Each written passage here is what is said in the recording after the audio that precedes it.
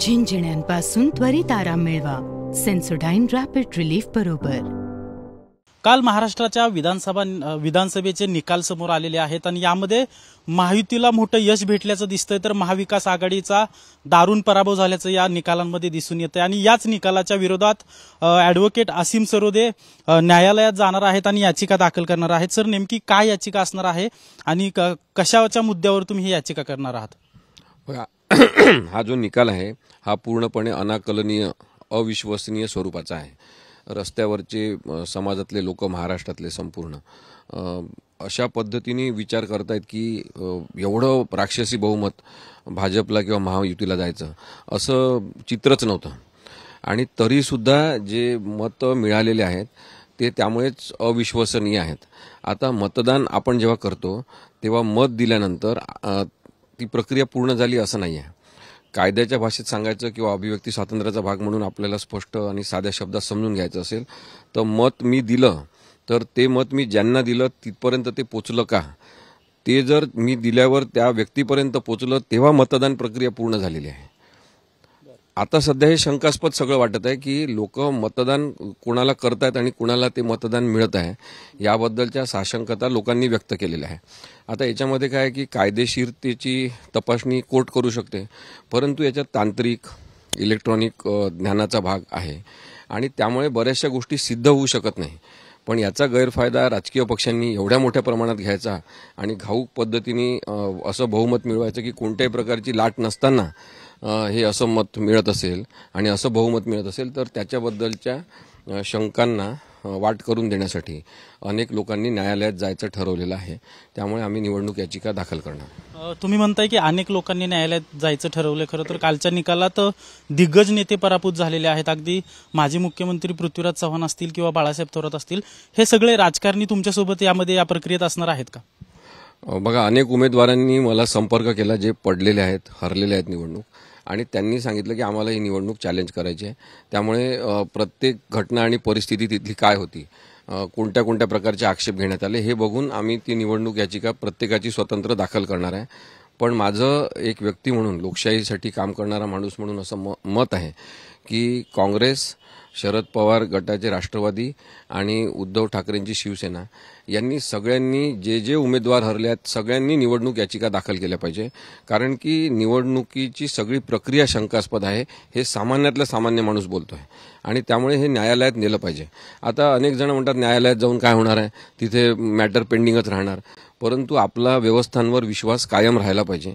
लोकशाहीमध्ये यंत्रणांचा वापर चांगल्या पद्धतीने होत राहिला पाहिजे, यासाठी तरी सगळ्यांनी न्यायालयात गेलं पाहिजे।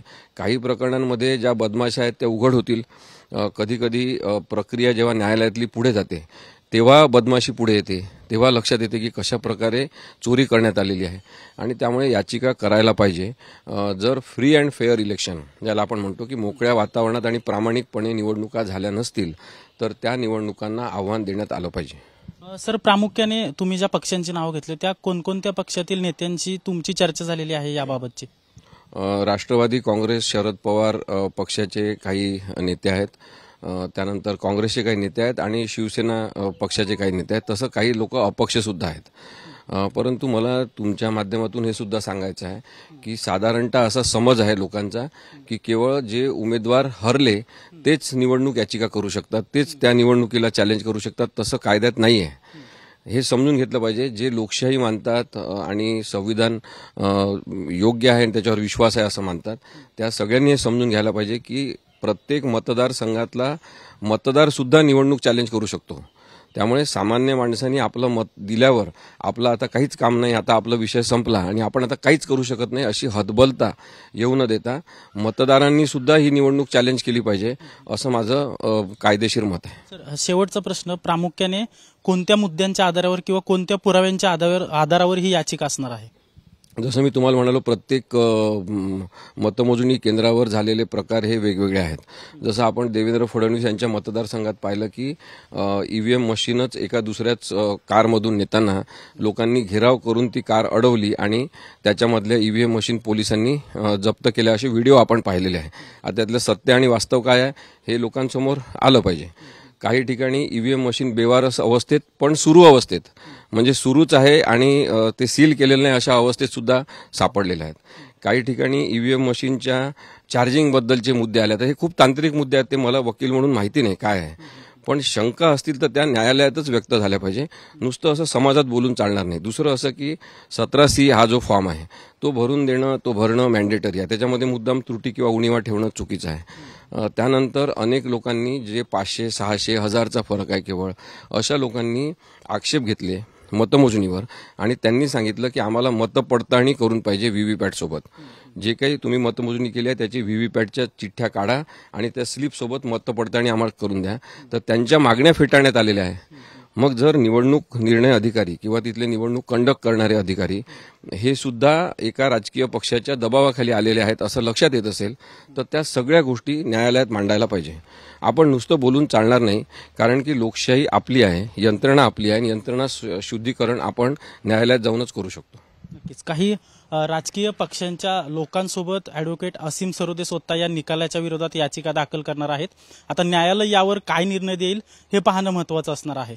कॅमेरा पर्सन तुषार ननावरेसह अजिंक्य धायगुडे, TV9 मराठी, पुणे. झिंझिण्यांपासून त्वरित आराम मिळवा सेन्सोडाइन रॅपिड रिलीफ बरोबर.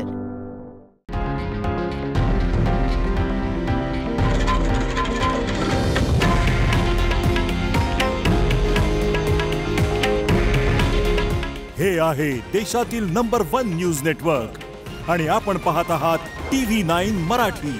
काळजी तुमची, हित महाराष्ट्राचं.